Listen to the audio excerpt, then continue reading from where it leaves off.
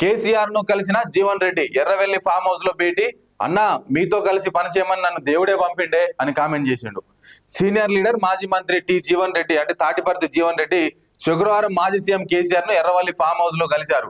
ఇటీవల కాంగ్రెస్ కు రాజీనామా చేసిన జీవన్ రెడ్డిని గురువారం బీఆర్ఎస్ వర్కింగ్ ప్రెసిడెంట్ కేటీఆర్ జగిత్యాలలో కలిసి తమ పార్టీలో చేరాలని కోరిన విషయం తెలిసిందే. ఈ నేపథ్యంలో కేసీఆర్ ఆహ్వానం మేరకు జీవన్ రెడ్డి శుక్రవారం ఎర్రవల్లి ఫామ్ హౌస్ కు వచ్చారు. ఆయనకు కేటీఆర్ తో పాటు బీఆర్ఎస్ లీడర్లు ఘన స్వాగతం పలికిన అనంతరం మాజీ ముఖ్యమంత్రి కేసీఆర్ ను ఆలింగనం చేసుకున్నటువంటి ఫోటో అయితే మనం అక్కడ చూడొచ్చు.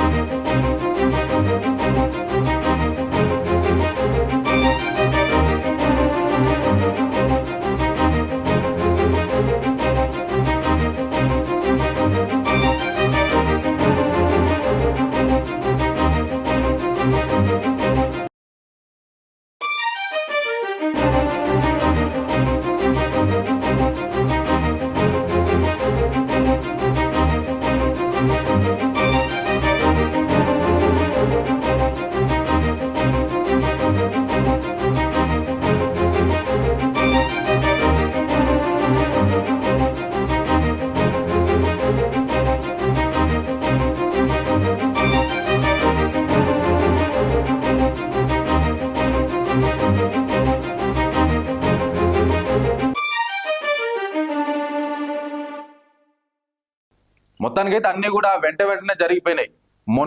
మొన్ననే కేటీఆర్ జీవన్ రెడ్డి ఇంటికి పోయి ఆహ్వానించిండు. జగిత్యాల జిల్లా వర్గమంతా కూడా బీఆర్ఎస్ పార్టీ వర్గమంతా కూడా పోయి ఆహ్వానించిన వెంటనే అంటే మరుసటి రోజు అంటే నిన్ననే కేసీఆర్ నుంచి ఆహ్వానం రావడము, వెళ్ళి కలవడము, మాట్లాడడం కూడా అంతా జరిగిపోయింది. నిన్న ఎర్రవల్లి ఫామ్ హౌస్ కు పోయిండు, మాట్లాడిండు, కాసేపు మాట్లాడుకున్నారు.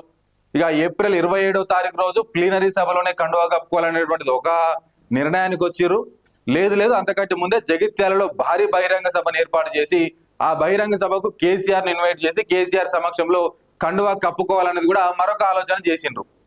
సో మరి ఏది ఏమైనా ఇంకొద్ది రోజులు మాత్రమే మిగిలి ఉన్నది. ప్లీనరీ సమావేశానికి కానీ ఇప్పుడు చేరబోయేదానికి కానీ కొద్ది రోజుల సమయం మాత్రమే మిగిలి ఉన్నది. కాబట్టి కండువా వేసుకోవడం ఒకటే పెండింగ్ ఉన్నది. జీవన్ రెడ్డి ఆల్మోస్ట్ అంతా జాయిన్ అయిపోయిండు.